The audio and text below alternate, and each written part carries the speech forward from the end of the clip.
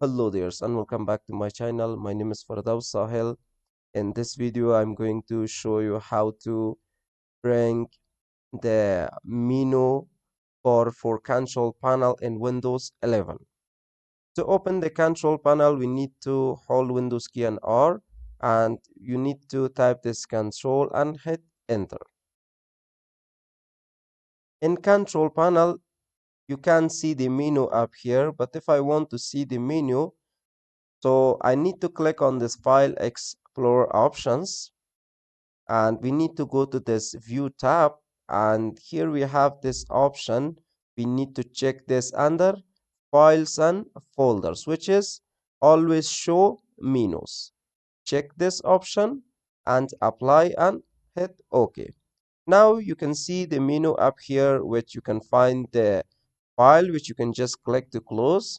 And also in edit, you can find the undo, redo, paste, select all, and invert selection. You can see the shortcuts here as well. So in the next menu, you can find the view, which you can change.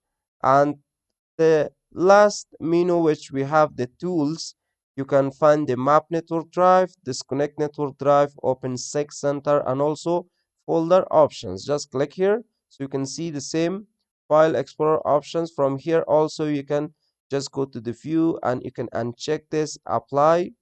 But if you want to see the menu, just check this option, apply that, and hit OK. So this is how we can bring the menu from the File Explorer options for control panel. So hope you guys enjoyed this video.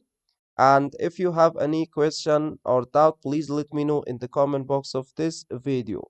So see you guys in the next video.